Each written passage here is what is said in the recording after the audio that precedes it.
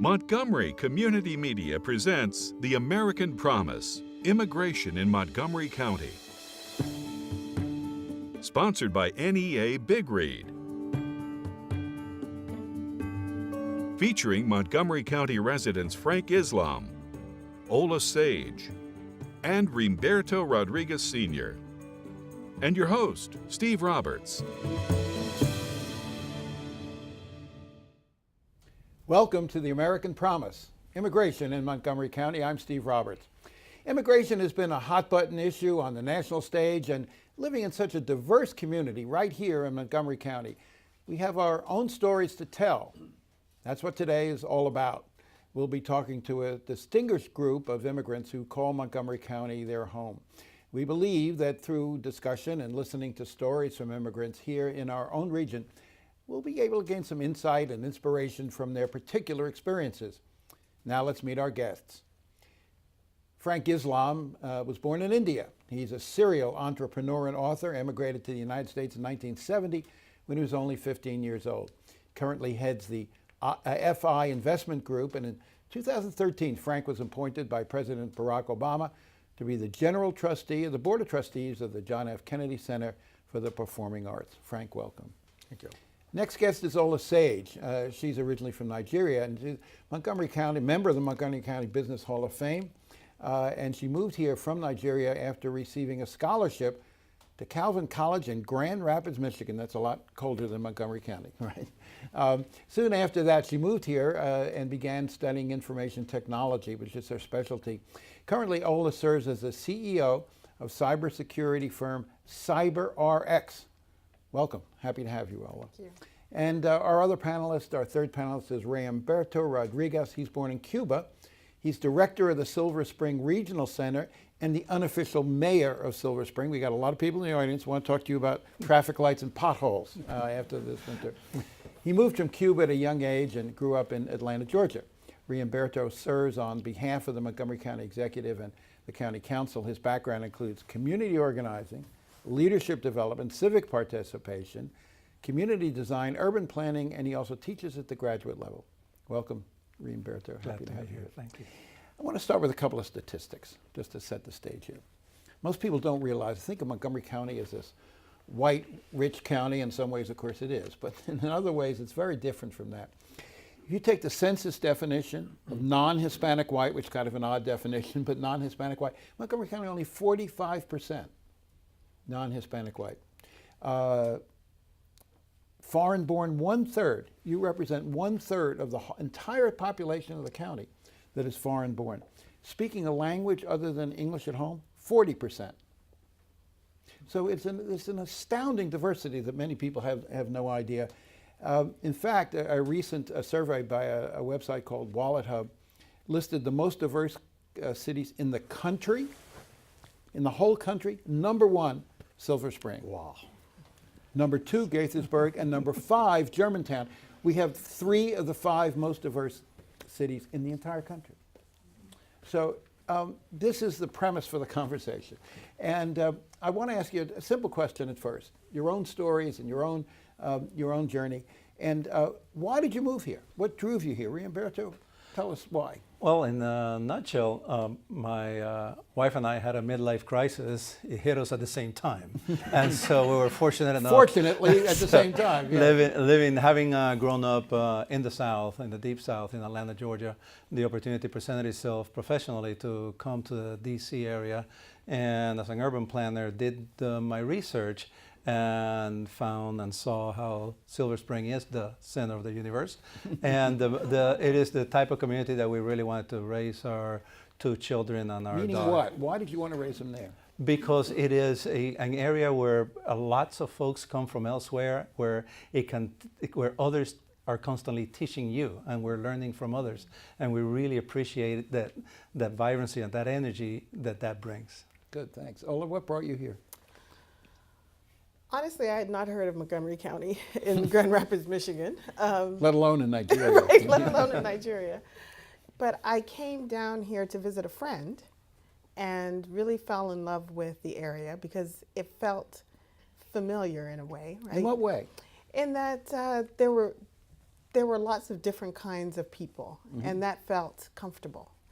And it was vibrant. There was a lot to do, and you know, I loved all the different kinds of restaurants, but that's another story. Well, that's part of the diversity. That's one of the benefits. It is. Yeah. So I think for me, it's more of why did I stay here as opposed to why did I come here? Because I didn't make an intentional decision to live in Montgomery County, but I can't think of anywhere else I would want to live at this point. Good. Frank, how did you wind up here? So my wife Debbie and I moved here in 1982 because of three reasons. Number one is close proximity to Washington, D.C.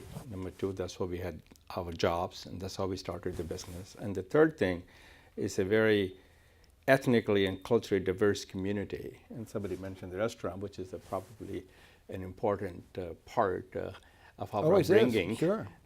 So those are the reasons we moved here. We find this is a great place to raise kids, and we don't have children, but we do have a lot of nephews and nieces. They go to school over here, and so that's the reason we came here. Now, all of you mentioned in one way or another the diversity, the familiarity, the sense of comfort that you felt here. But why does it matter to the life of this community that it is so diverse and that so many people like you have been drawn here? What difference does it make? What impact does it have, Frank? First of all, we need to embrace the richness of our diversity. Diversity brings us together. Diversity makes us stronger. And when we're stronger, we're together, we can help shape a better future for America. We can also build a stronger, fairer, just, and tolerant America. And it's not just the ethnicity and the culture, it's the gender. It also brings the ideas, fresh perspective, and fresh thoughts. Ola, from your point of view as a businesswoman and having lived here now, what difference does it make that this place is 1/3 foreign-born, 40% speak a language other than English at home? Well, in business, I always used to say nobody has the monopoly on good ideas or great ideas. And I think, you know, my own personal experience, even though I was born in Nigeria, which is majority, you know, Black, I attended school with kids from all over the world. And so that was my personal experience. And the richness of that, I think, is what has informed how I view diversity and having not just ethnic diversity, but diversity in thought, diversity in culture, diversity in religion. And I value that because it gives you an opportunity to learn. Roberto? The opportunity to learn and the educational adult learning opportunity to mingle with people from elsewhere, it really enriches you. And we have found that walking around Silver Spring and yes, the restaurants again, and starting a conversation with anyone around, it's likely that their life story is as exciting as yours, if not more, and that just really enlivens. I'd like some specific examples, if you can think of some. One that struck me recently, having just received 2 new knees at a Montgomery County hospital. It struck me that if you took every foreign-born woman of color out of Montgomery County hospitals, they'd close overnight. They'd close overnight. They couldn't possibly operate without that workforce. So give me an experience in your own life that can reflect the real life, day-to-day, workaday contributions that immigrants make to this community. On the way over here, a neighbor from Silver Spring and I decided to come up on Lyft, and of course our Lyft driver was from Trinidad Tobago, and not only that, he happened to live like a block from us. When we called him up, he was there in 35 seconds. Hope you got his card. Absolutely, we did, and we are going to engage him in some community sure, activities. Right. So I think that's a simple example of the richness that is Silver Spring. Let me share some thoughts with you about the immigrants in terms of bringing the broad base of the what I consider the benefits to our economy. Let me give you some example to illustrate my point. The 35% of Silicon Valley is founded by the new immigrants. The 83% of the America's top high school, the science students are the children of immigrants. They are the future leaders, the future entrepreneurs, future scholars, and future leaders. In addition to that, 32%, if I remember correctly, of the high technology firms, the CEO are foreign born. So, and they create, according to the statistics from the Dew research, from one of the research study that I've seen in San Francisco Chronicle, I think, creates something like a $80 to $90 billion a year revenue, as well as creates millions of jobs. 11% of our economic growth is dependent on immigration, on immigrants. And give me an example from Montgomery County, Sure. Ola. Silicon Valley, you're absolutely right. I know those statistics, but it's important here too. I was just driving out 270. It happened, there wasn't many cars on the road for some strange reason. And there's the big sign, 270 Technology Corridor. Well, if you went into any one of those research firms, you went into any one of those universities, a high percentage of the people working there will be immigrants. So Right. talk about that. There are two examples that come to mind. One is in the tech area, right? And it's both an opportunity and a challenge because we just can't find enough tech. Skilled workers. Yeah, skilled workers in this area, and I think the immigrant community is contributing greatly to that in terms of helping to close the gap. But you know, the other one that came immediately to mind, it always revolves around food for me. But think about all the different restaurants in Montgomery County, ethnic restaurants. If those went away, like you talked about the nurses going away, what would we have? What would we be left with? You know, in terms of just choices and options. So both in terms of the types of restaurants and food venues that are available, but the entrepreneurs behind those restaurants, right? I think add just immensely to And the you know, community. another sector that is enormously important when I mentioned 270, there are communities in Gaithersburg and farther out that are increasingly Asian. There are elementary schools in Montgomery County where the population is half Chinese and certain I just said elementary schools. 83% of the top high school students are children of immigrants. And the Chinese contribution is a particular interest in the high-tech sector and the medical sector and the Absolutely. National Institutes of Health, which of course is a very important part of our community. Riamberto, what's your sense of this?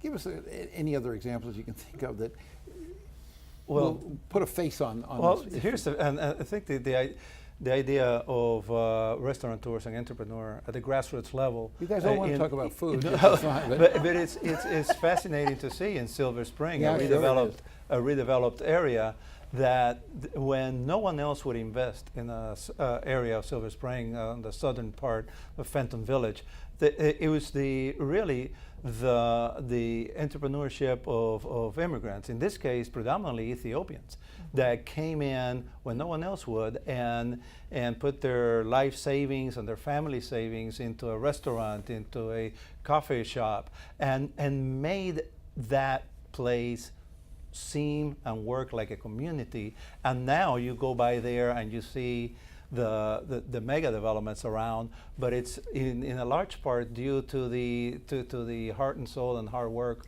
of that Ethiopian community that came in. Yeah, it's a good example. I write a column for Bethesda magazine, which I use to profile a lot of immigrants and a lot of the diversity. And I was doing an interview with Ethiopian long-distance runners.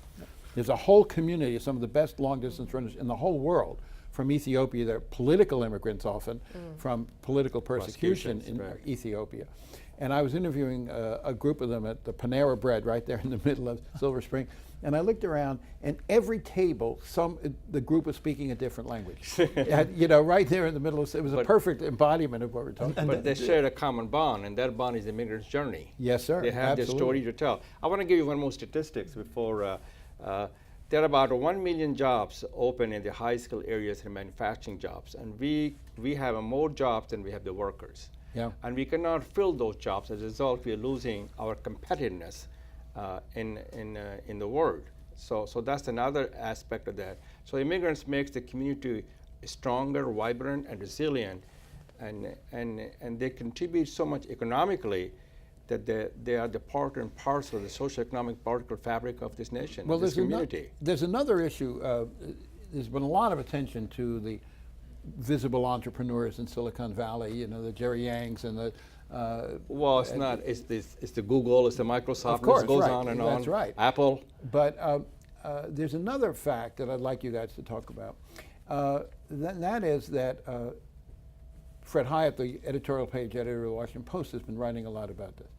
That if you look at the demographics of America, Montgomery County or anywhere else, and the aging as baby boomers retire, one of the great economic contributions that immigrants make is their younger, Young workforce. hardworking, tax-paying Right. members of the community who help finance the retirement benefits for that aging workforce. Good way. And Fred Hyatt points out that in a country like Japan, you can see what happens when you don't have that young immigrant workforce to pay the taxes, to pay off those obligations, the retirement obligations. You create an enormous problem. So talk to me, Well, actually, about as you're saying that, I'm picturing a brewery in downtown Silver Spring, where you go at any given evening on weekends, and the young people you see there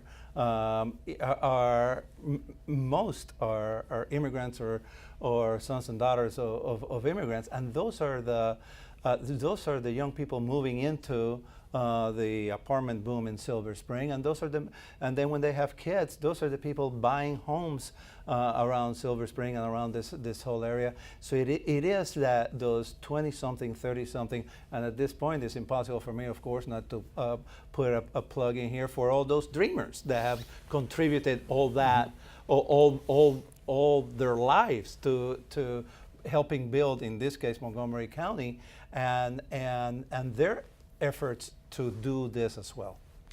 It is true that Montgomery County is home to a very significant population of undocumented young people, as well as Yeah, you're talking about the DACA, the dreamers. right. Yeah. And Montgomery College is an institution which has been critical in providing a bridge for a lot of these young people to Can I the just future. add also that while it's, yes, they're young immigrants that are contributing, but it's also the entrepreneurial spirit. So Yeah, sure. they're Yeah, not just absolutely coming in and just settling for whatever they can get, but it's aspiring and looking to create not just wealth for themselves, but also to create jobs for others as well. Now, we've talked a lot about the positive side of immigration, and the contributions are enormous. But you've also mentioned these young people have children, they go into schools, they're using municipal services, as you are very well aware in Silver Spring. What's the cost here? It's not all positive. From the point of view of someone who works for the County Reimberto, what is the burden here? Is the schools that have to teach children with dozens of foreign languages? How does Quite the that work? contrary. There is no burden in immigration. We're looking at a community that enriches in these schools where multiple languages are spoken. It's welcomed. I mean, we're one of the few countries where being monolingual is the thing to be. You travel the world, and every young person is trilingual. And here in Silver Spring and Montgomery County, what a wonderful opportunity we have I'm for not, that. I'm not Yeah. arguing with the cultural benefit. I'm asking you to talk about the real life cost. If you have to employ extra teachers in a school, if you've got students who come in who don't speak English and require special remedial help, there's a cost there. It's an investment, not a cost. To look at it as a cost is That's a really a good way to put it. disservice to the long-term But it has an vitality. impact on your budget. Absolutely, 51% of Montgomery County's it's a budget. long-term We're just- investment. they're Yeah, saying. okay, I understand that. but I- 51% of Montgomery County's budget goes to the schools, and having said that, we have an inherent message from our leadership, from county executives to the college, that this is a welcoming community, and that we see this jointly, all of us, and the business community, as an investment, not a burden. Do you One wanna more answer? statistics I wanted to add. Something like a 20 to 23% of the new recruits on the military and the army, they are the first-generation immigrants. Right. Yeah, no, it's a very important So- part. Which is of a very this. important part of true, that, yeah. in addition to making sure that we said that we are a growing workforce, and they bring the skilled workforce, and we need their talent because they're young and skilled. Well, one good example of that, of course, was the Kahn family in Silver Yes. Spring, who raised their sons in Silver Spring, who, of course, became very well known. Their son joined the military, was killed in Iraq, and their father spoke at the Democratic You talk Convention. about Kizir Khan? Kazir Khan, Yeah. and who has a new book out about his Yeah, I journey. saw. And they came to Silver Spring for all the same reasons you have described, because I've interviewed them and written about them. Because Mr. Khan talks about standing on the subway stop in Silver Spring and going to work and seeing the range of colors and the range of languages and saying, So like a rainbow. yeah, I can feel comfortable here. And that's why he raised his kids in Silver Spring. But in addition to schools, there have to be other services, hospitals, healthcare services, others, that feel a certain strain when you get the kind of influx, which, again, we're proud of it, we relish it, we want more of it.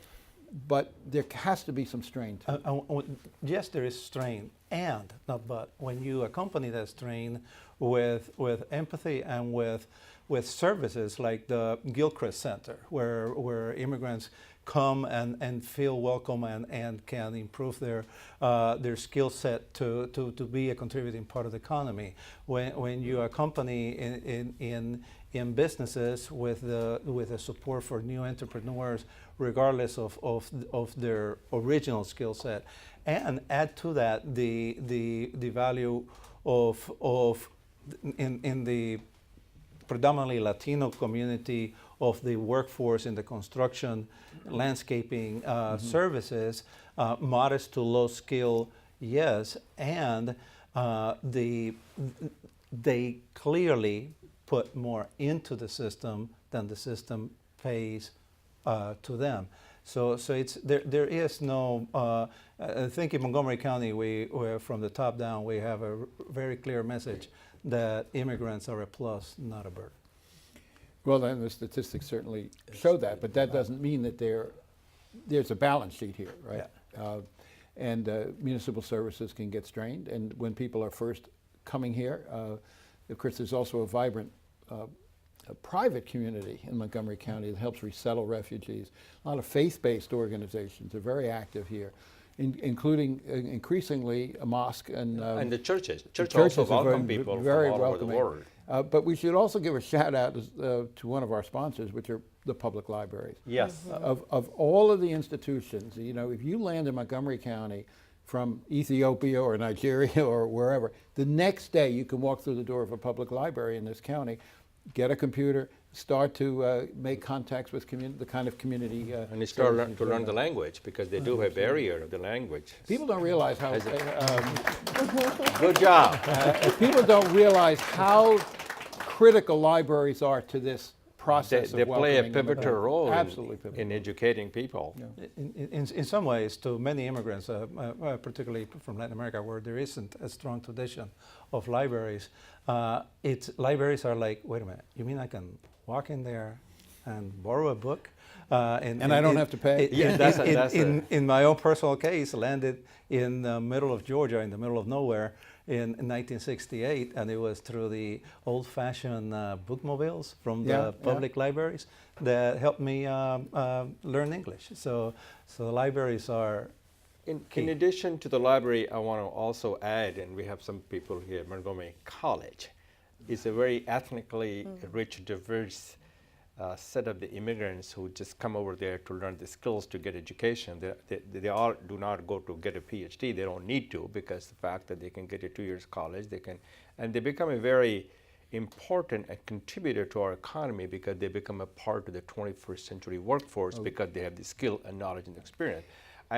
And we have to support the Montgomery College, and my wife and I support also financially. Also, we have a Frank Islamotennium Symposium, where we bring the people from all over the country to talk about politics and the business and some other things as well, and policies. No, Montgomery College is They critical. play a very pivotal role. I was speaking there just a few weeks ago, a group of students and faculty members, and I asked the students, how many of you were either born abroad or had a parent born abroad. 98% raised their hands. So But I'd like to say, you know, I assume we all love Montgomery County, but there is a investment.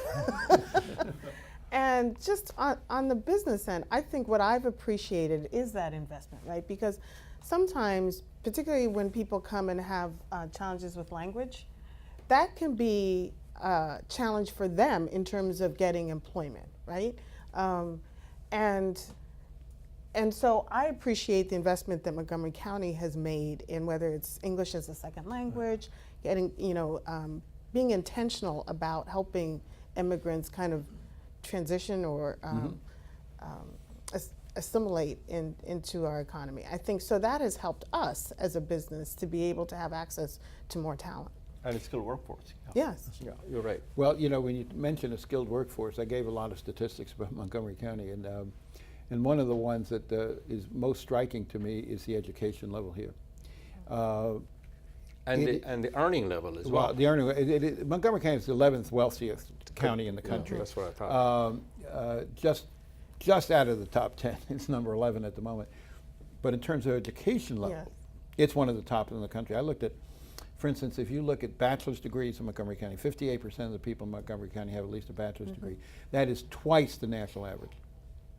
PhDs, it's even a bigger. Well, it's a also bigger the spread. close proximity to the federal government workforce, which also contributes to that, You know, another to area the that income as well as to the I'm sorry. to the skilled workforce. Yeah, Yes. I was just going to add, in the research field, immigrants have a huge contribution That is true. from all over the world. So it's not even necessarily just kind of concentrated with, let's say, Asia, or it's literally around. So we have NIH in our backyard, and you have researchers literally from around the Institute world. of Cancer. Yes, and One of the FDA? columns I did for Bethesda Magazine was about a man named Charlie Sun, who originally born in China.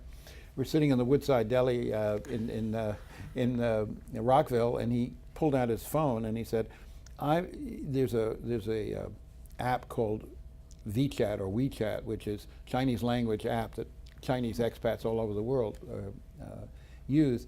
And he said, he said, "Every day I'm in touch with Chinese scientists all over the world."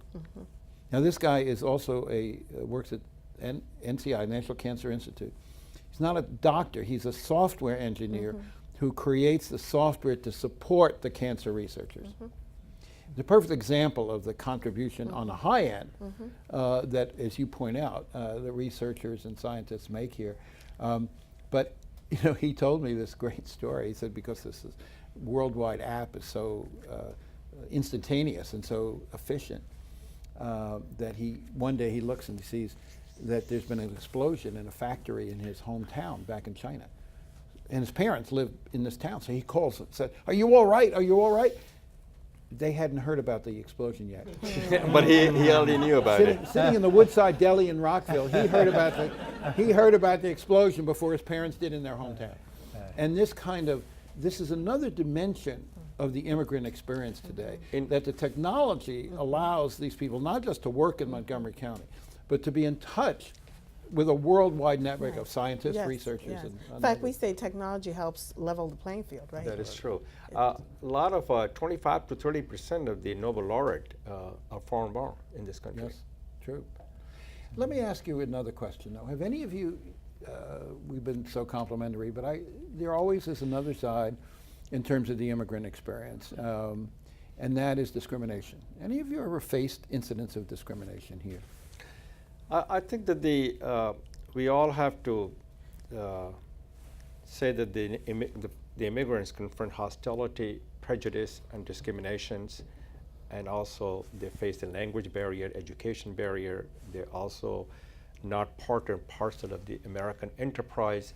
They're labeled as outsiders, and they also start from the bottom rung of the ladders in order for them to climb the ladders. And they also they have been discriminated to get a job also. Those are the facts. But have you ever run into discrimination here? I'd rather not say that. I personally not, because my journey. Members of your family? No, my family. This country needs those strong, vibrant, and skilled workforce. So they're all Asian, and as a result, they are either doctors or engineers or business people. And that's part of their gene and the DNA, so they never felt hostility and prejudice at all. But the low-skilled workforces in this country do face, and we need them in retail industry, in the landscape, also in the construction business, and also in agriculture. So they also contribute to our economy. So we have not forgotten them. We should never forget them. As a woman of color, have you ever run into discrimination? Of course. Give me some. Yeah, I figured. give me some examples, because this is part of the fabric of the immigrant experience. We can't deny. I mean, discrimination occurs on. It can be religious discrimination. It can be cultural. It can be gender. It can be professional. All of the above. It can be all of the above. It can. I don't like the suit you're wearing. It can. It can be a lot of. But I think we're human, right? And so I think that just comes with the territory of being human. I don't necessarily think that it is unique to immigrants, right? Sure. People discriminate against non-immigrants as well. And so I don't see that, I do agree that perhaps, and again, even you were talking about lower levels or, I'm not sure how you characterized it, but coming in and working at some of the lower wage positions might. With less education. With less education fluency, might. yeah. But I also think that happens, I came here on an academic scholarship, but that doesn't exclude, human behavior from. Give me an example. So I remember I was sitting in a college lecture, and there was a visiting professor from South Africa. This is, while apartheid was still happening. Live and well. Yes, and in this particular gathering, I happened to be probably one of maybe two Caucasian students. And it was a fantastic speech, and he opened up for questions. So this was, I don't believe it was personal because the person didn't know me, but they said, they were going, would you ever want to be ruled by a black person? And I thought, oh, wow, I'm here. Can you see me? So that wasn't necessarily personal in terms of the person knew me, but it still felt personal, right? Let me also say that through the centuries, the new wave of immigrants always faced hostility and prejudice. As a matter of fact, not too long ago, before 1960, President Kennedy was the first Catholic president. And he says and they did not accept him as a president of the United States. And he came out and said that the attack on one faith is attack on all faith. And he also said that I am victim today, tomorrow you will be the victim. Same thing with the Irish Catholic, Italians. The list goes on and on. Even 1632 on a ship Arabella, John Winthrop came to our shore to establish the Bay Colony. He faced the discrimination in this country as well. So it has been for many, many centuries. What's your experience? I'll tell you what, as a white Latino, I'm keenly aware of discrimination, and also, by the way, married to I'm not a PhD, but my wife is, a Latina PhD. I know about marrying high-achieving women. So the stories there abound. I must say much less in Montgomery County, but not void. The ugly realities of racism are here as anywhere else. I've experienced it mostly in situations and examples like again being white when people in position, white people in position of power may approach me and say, yeah, but you're not like them. And I say, wait, what do you mean I'm not like them? And that hurts and hurts deeply in the community in Montgomery County, where the vast majority of Latinos are from El Salvador, Guatemala, Central American, and so that hurts. That hurts. What are the special?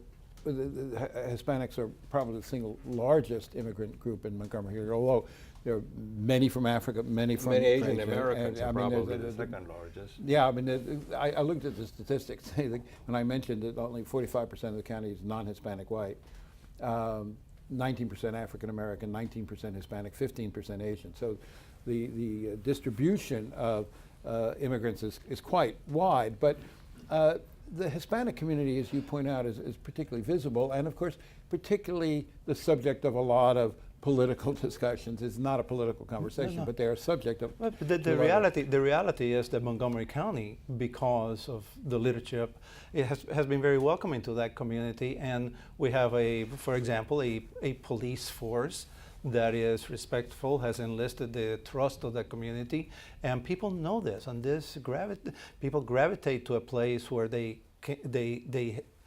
not perfect, but we establish a trust among that between the community and the police in particular, and that's so critical, particularly in this time and age. One thing about the Hispanic population in Montgomery County, very different from the Indian American, very different from the African, predominantly West African and African community, is most Latinos in Montgomery County are of lower educational attainment, and that poses a series of challenges that does merit particular investments again, and it is disproportionately the leadership of Latinos is non-Salvadorian and non-Guatemalan, but that's only a matter of time. I think we have a really strong Salvadorian and Guatemalan. By the way, the Salvadorian and Guatemalan consulate shows when it was embassies, when it was time to set up an embassy. You know where their consulate is in Silver Spring.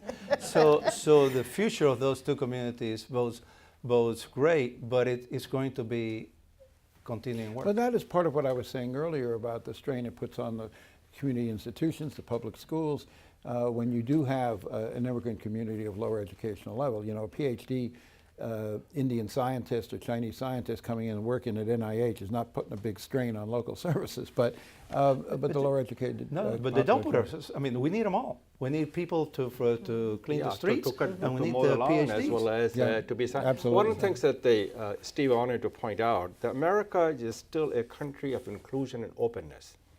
There is no country in the world that my story can happen in America, can only happen in America. The story of Obama being a president of the United States can only happen in America. Is the strength and the values and qualities of America about the inclusiveness, openness that all of us should continue to proudly and truly embrace. Yeah, I do. Yes. I was just going to say that, you know, I'm a participant of Leadership Montgomery. And one of the things that we had to do this year was a ride-along with the police. And that just blew my mind, because talking about the diversity, to see the diversity in the police force in Montgomery County, I don't think I've seen anything like that in a lot of cities in the United States. And I don't know if that's, but I was very proud, you know, as I rode, and I walked in and I saw Asian policemen, you know. That represent the community. Yes, representing the community, and I just thought that was a That's- fabulous thing. It's essential. And they represent the best of the humanity. Now, we've all been discussing all of the virtues of Montgomery County and its welcoming institutions, welcoming leadership, which we all agree on. But we live in a country with an administration that ran for public office with a decidedly anti-immigrant message that can't be denied. Nor can we deny, as you pointed out, Frank, that anti-immigrant sentiment has been a major factor in American history. The current president and the current attitudes recur periodically. Virtually every immigrant group has faced discrimination, whether the Irish Catholics, whether the Italian, the Jews that of my people, the Japanese, the Chinese. Historically, periodically, there have emerged these xenophobic leaders and these xenophobic attitudes. And I want to go to some questions from the audience, including this first one, which reflects to some extent that context we're talking about tonight. How will our country's current immigration attitudes affect the next generation of immigrants? Is America diminished as a destination? So, you want me to? Sure. So, this administration's obviously very much anti-immigrant, and here's some of the things that their policy is. It has played the political dividend, but it will not do anything with economic dividends. there are 25% of the companies in America have relocated to the Canada to the foreign, to the overseas because they cannot find the skilled workers because of the what this administration has done. So this is what they have done: is get rid of the family visa, get rid of the diversity visa, reduce the illegal immigration by 25%, and the most important thing they have done is increase the visa for the skilled workforce and also for the labor. For the agricultural labor. That has a strong effect on the people coming to our country as a student. So what happens, especially the people in the high skill information technology, the computing area, come from India and China. They come from on a student visa, which is F1 visa. Then they get a job, they convert to non-immigration visa, and then the company hired them because they're a skilled workforce, and this is how they get their immigrant cards. Now, the question, though, was what impact in Nigeria, in West Africa, in Latin America, will the current hostility voiced by the leadership of the country have on the next generation? Well, I think you made the point that there have been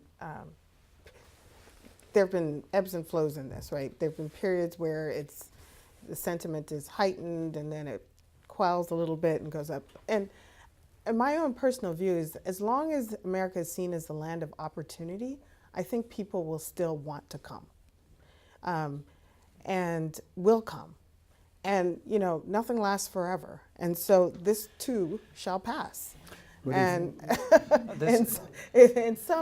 you know, whatever it is.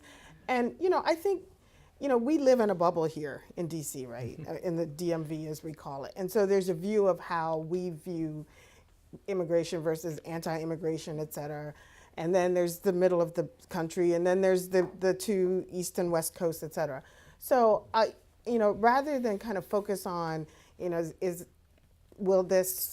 this quote unquote anti-immigrant sentiment the driver, I think it's really the opportunity that will inform the choices that people But make. we are hearing statistics that there is a significant decrease, Yes, particularly it in is. illegal It is immigration. totally. Illegal or legal? It's yes, Legal there or may be legal? at the current time some decrease, but I like that. This too shall come to pass, probably sooner rather than later, right? So when 4 years of this mess, yeah, we can overcome. So, but in throughout Latin America, I can reflect on my own country, Cuba, having visited. You talk to anyone and everyone, and people continue having that aspiration of potentially coming to the United States one way or another. And they do this without dissing or distracting from the situation of having to make their own country better. So I don't think this is going to have Yeah, any and long-lasting I was just impact. going to say, you know, the immigrants that I know who've come here, they didn't come here because of politics. You know, they came here for a better life, a better way, et cetera. And so I just, it's not on the Maslow equivalent hierarchy of needs kind of thing where they're going to say, well, I'm not going to come now because, now if they're not able to come, that's a different issue, right? That's the if they're problem, being right? denied entry into That's the United correct. States, but the desire to come Yeah, I is agree. still there. Let me ask another question from the audience. Could you please share an obstacle you had to overcome that defined the moment you were here to stay or the moment you had to embrace America? What was the moment you decided to stay? I decided to stay when I got the opportunity to go to school, get the scholarship, and then they gave me I have always wanted to be a business owner, so they gave me the opportunity to become an entrepreneur. So that's the reason I decided to stay here. Any personal moments of crystallized, you say, this is when- now my home? Go ahead, please. When I got married. Tends to have a big impact on most of us. Yeah. But you married an American, Yes. and that really sort of defined your future. Absolutely. Yeah. Did you Defined meet the him in mold. Calvin College? You were the only Nigerian there. No. It's an Arthur Murray story. No one under the age of 78 knew who Arthur Murray was. I will go to that. Well, that'll be the You were at teaser. a dance. You were at a dance. Yeah, you never watched The American President, 6 Lessons, Arthur Murray? No, I'm telling you, Arthur Murray was, you know. Arthur Murray was old when I was a yes, kid. but the dance studio still exists. Dance studio. Yes. Good. No, in my situation, I came over as a child without my parents. I didn't have the choice of neither coming over, and as I grew older, I had, like many Cuban Americans, taken the rear view mirror and thrown it out. So it was going back was never an option, and visiting only became possible after President Obama reestablished diplomatic relations. Yeah, that was true of my people too. They came from Russia and Poland and never looked back. You know, there were Cossacks back there who were trying to kill them, so they didn't look back with any fondness at all. But the immigrant experience is a little different today from China, from India, not only because, or from Europe, not only because if you're not a political refugee, you do have the ability to go back, but also because of technology. Yeah. Now, do you Skype with relatives back home? Do you in touch on a regular basis? Yeah, the WhatsApp. You know, that's the big one right now. Everybody uses WhatsApp. Skype, you can see it. Yeah, and Skype. Yeah. What else you can see it too, people. Yeah. I mean, my grandfather was out of touch with his family in Russia for 50 years. When he came to America, but as I say, he was a political refugee. You know, but today you can be in contact you in a very can email, different. you can call, you can write. Let me ask another question from the audience. How can immigrants and their kids deal with assimilation, educating Americans about their home country and their stories of their own? So we talked a lot about the experience of becoming American, but what about what you can teach Americans about where you came from? Well, I'm not a statistic person, but I did hear one. You did hear, what was that? That it's shocking. It's something like north of 90% of immigrants have never been invited into the home of a non-immigrant. I did not know that. Yeah, it's a really shocking, and I don't know if it's exactly 90, but it was a very high number, and I think so. First starts with just, becoming involved in people's lives who are different than you are. They got to be engaged individually, politically, and also civically in order for them to integrate themselves into the social, economic, and political fabric of this community and this nation. What about the school system, Umberto, the role they can play in sort of bridging this gap that you're talking about? Right, but before the school system, actually, shout out here to our library friends. I mean, Silver Spring Library has storytelling in Amharic, and you go visit, and not all the children are from Ethiopia, or the Long Branch Library storytelling in Spanish. Not all the children are Latinos. So I think our institutions are doing a very good job in bridging that gap and sharing. And in the school system, East Silver Spring Elementary School, for example, nearly majority Ethiopian student body, uses the opportunity. We just had a major community meeting where the question is, how can people that don't have children in the school system contribute to the school system? So be it mentoring, be it sharing through social service clubs like the Rotary. So there is plenty of opportunity for, I think we are fortunate to live in a county that welcomes that interaction. Here's another question, a short one. What's your fondest memory of your native country? Food. What in particular? What do you miss? Well, I don't really miss anything because I lived here all my life here. But I think once in a while I get the urge to have spicy food. So that brings me to the back to where I was born and I was raised in India in terms of the spicy curry food. But I eat you it, miss and the after smells that, of your mother's kitchen? when I came here, my mother passed away. So she passed away at a very young age. But not really. But when I do eat it, my stomach obviously cannot stomach it anymore because I cannot eat spicy food anymore. Yeah, talk about assimilation. That's the downside of assimilation. That's the downside. As you get older, Steve, it's hard for you to digest the spicy food. Yeah. I'm sure you could be witness You've of that. become too American. What's your fondest memory? Two things: the warm springs and the weather, consistent weather, sunny weather. Now Go to Florida. Now I have come to appreciate the four seasons, but there is something about just sunshine for most of the year. There's a reason why people move to the Sun Belt. Yeah. But what was the warm? You said warm springs. So these Describe are that. just natural springs that are warm, and you could just go and swim. And they're open to the public, and It's not a park. It's just they're just. and you went as a kid, Yeah. and you got memories of that, going with your family, going And with friends. Yeah. Again, I left as a child, so well, having gone back 3 times over the last 3 years, something that I dearly miss is the opportunity to simply hang out. We don't do that enough. I mean, and so just and this is it's like people talking at a street corner. We're like, oh my God, what are they plotting? What are they doing? And so just the whole notion. We have tried to recreate some of that in Silver Spring and the plaza, and people come together and just hang out and waste time, spend Gossip? time. Is that what you like? And in a good way. And you don't see that here, while you see that in many of our countries. Yeah, back home. it's a very good point. Any of us who've traveled abroad, I've lived in Europe and in Greece, and the custom of the evening paseo, whatever, it's different languages, it's all the same. And it's always around food. No, it's not always around food. It's always it's not always around food, because it's also a mating ritual. Absolutely. Very much so. It is a ritual. But they don't and- bring their wives and children and the women in those parties, in those gossip. They usually the males. All depends on the culture. It depends. But the Well, especially in Greece. But one of the things that you point out, that in Latin culture certainly, and the Mediterranean cultures, this notion of gathering in public spaces, You have to.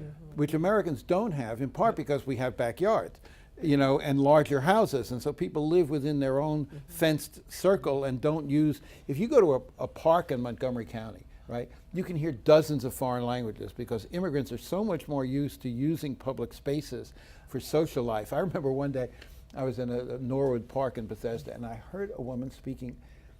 As I say, I've lived abroad, I was a foreign correspondent, and I'm fairly familiar with strange languages, and I heard a language it was so foreign to my ear that I finally was really rude and went up to her and said, "What are you speaking?"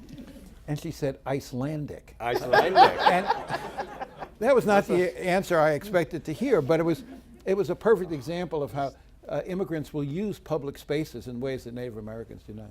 And that enriches the community with that use of the public space. We like our backyards, but the plaza's better. The plaza and the parks, absolutely. Here's a question. How do you envisage the future of the immigrant experience? Final question.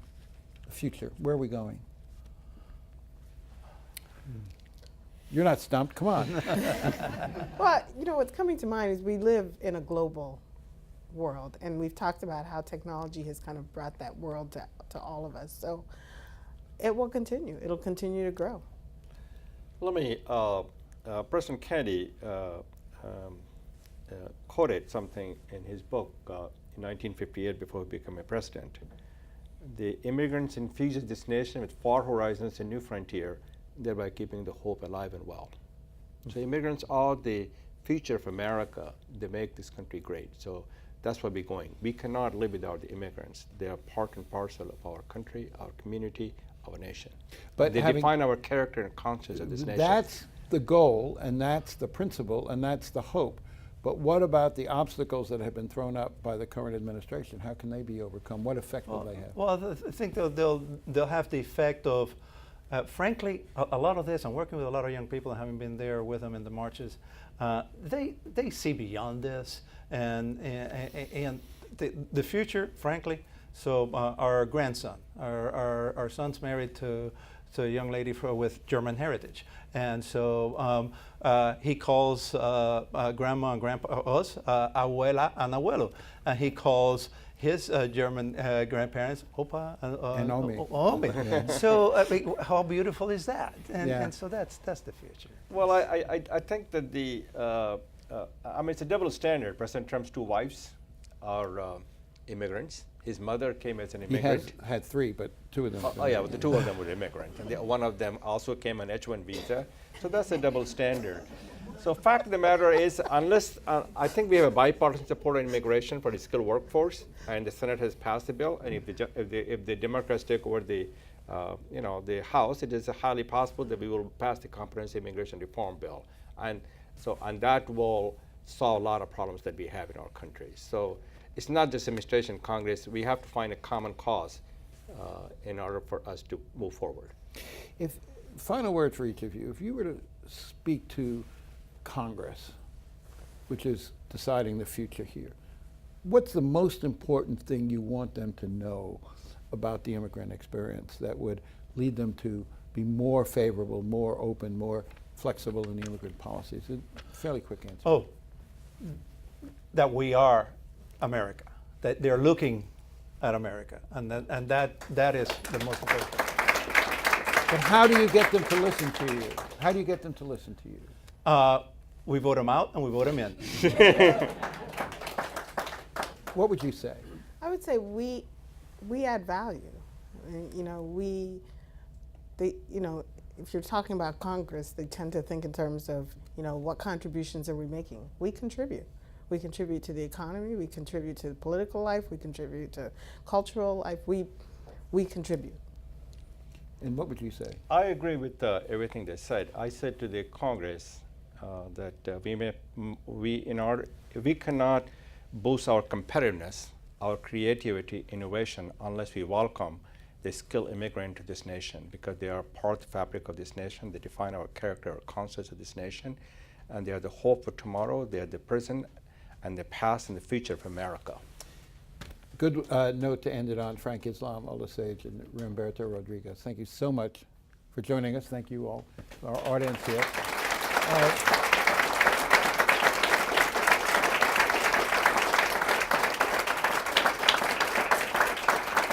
We appreciate that. I just want to remind everybody that this program is part of NEA Big Read, Big Read Montgomery, and it was made possible by the National Endowment for the Arts in partnership, another government program in trouble, National Department for the Arts, and we really appreciate you being here.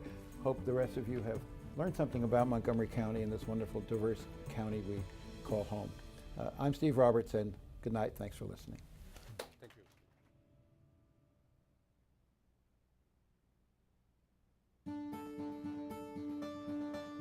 Special thanks to our partners, Montgomery County Public Libraries, Friends of the Library Montgomery County, the Gaithersburg Book Festival, the Arts and Humanities Council of Montgomery County, Docs in Progress, Montgomery History, and Blessed Coffee.